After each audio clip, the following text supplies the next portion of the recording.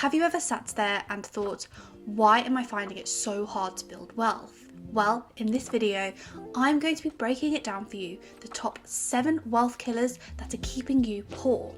And the first one of those being impulse purchases and emotional spending. Now, I'm sure we can agree that we are all guilty at some point or another of a little bit of impulse spending. And most of the time, these impulse purchases are driven by 3 key things: stress, excitement, or even boredom. And many brands capitalize on these emotions to encourage you to spend more impulsively, more frequently, particularly on social media. And yes, the small purchase here and there is harmless, but if you are doing this on a regular basis, making several impulsive purchases during a monthly period, these small things will start to add up.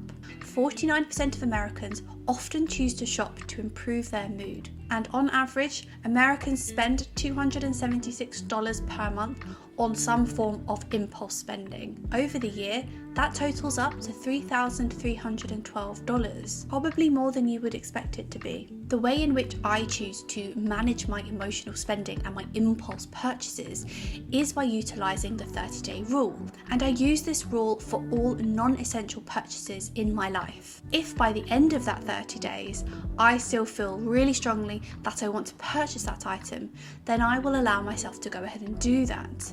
But most of the time, the feeling has passed, I'm not as interested in it anymore, and I've moved on to something else.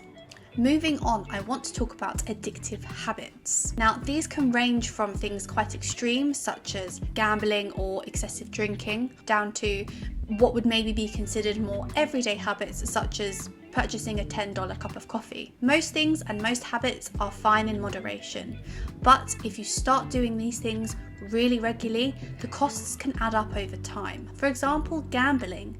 It can be fun, but it can also very quickly and easy get out of control. With, for example, in the US, gambling losses total $100 billion annually, draining people's savings and disposable income. And then a more everyday example of you choosing to go and purchase a $10 cup of coffee. Every now and then, yes, it's a lovely treat. However, if you are doing this on a daily basis, over the course of a year, that will cost you $3,650. If you had thought about it like that, would you have made the decision to purchase it every single day? The easiest way I have found to manage these types of addictive habits is really just keeping a much closer track of your spending. Put everything into your monthly spending tracker and keep reviewing it regularly. Next, overusing credit cards or buy now pay later schemes. When I was younger, I was definitely guilty of utilizing buy now pay later schemes more often than I should have. It was definitely the psychology of it that got to me. Being able to break down my monthly payments into smaller, more manageable chunks, which both made me feel less guilty and also feel like I could afford more than I really could. And yes, having the odd buy now pay later purchase here and there is fine, as long as you pay it off within the allowable period. But if you are choosing to make multiple purchases via this method on a monthly basis, you will soon find that your amount that you're having to pay back each and every month increase and increase, possibly to the point that strangles your income and means you are unable to go and do other things that otherwise you would have wanted to. And buy now pay later popularity has grown exponentially over recent years, with 39% of UK consumers saying that they have spent more than they normally would have because they were able to purchase via a buy now pay later option. A great way to be able to manage this and make sure you are not overextending yourself is to utilize the credit utilization ratio,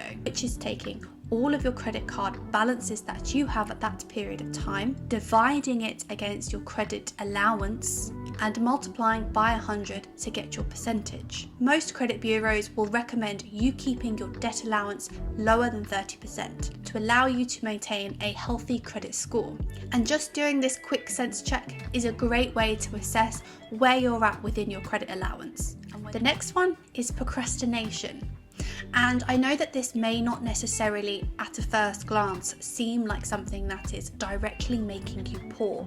However, If you are someone that over procrastinates and puts off important tasks such as saving, investing, or paying off your bills, then this can compound to have quite a big impact on your life. A key reason why people choose to procrastinate specifically over their finances is due to some sort of fear or a sense of feeling overwhelmed. If it is an area that they are uncomfortable in or not particularly confident in, they can end up shying away from it. There is a common myth whereby people feel a necessity to have a significantly high amount of money in order to be able to invest into something. But the problem with this approach is that they could potentially be missing out on great opportunities.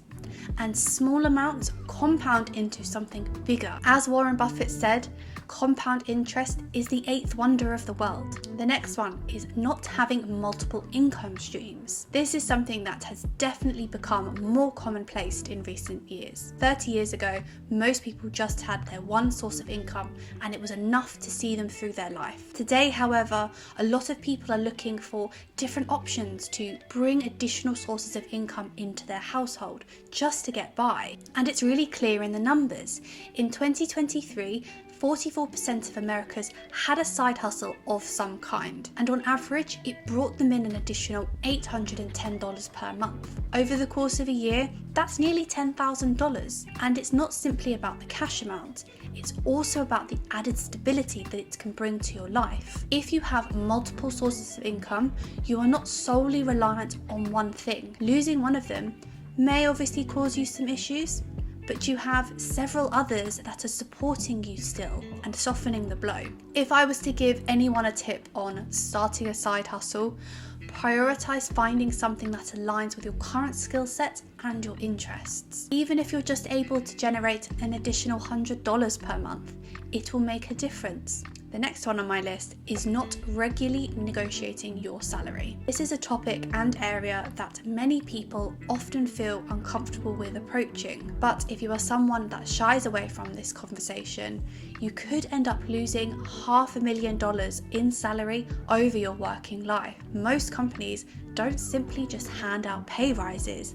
You have to go and ask for them. And I think also a lot of people underestimate how much they can negotiate. Naturally, if you are changing company, you have more of a negotiating power, and the average salary increase of someone moving from one company to another at the same level is usually between 10 to 15%. Even if you are negotiating within your existing company, you can on average get between a 5 to 10% pay increase. And then finally, paying taxes. It's something that we can't avoid and every working person has to pay. But there are legal ways that can help you reduce the amount of money you have to pay in taxes. And it really is quite shocking how many people aren't utilising the options that they have available to them. For example, 70% of Americans overpay on their taxes each and every year because they are underutilising the facilities that they have available. And similarly in the UK, on average, 34% of UK adults don't fully utilise their ISA tax-free allowance each year.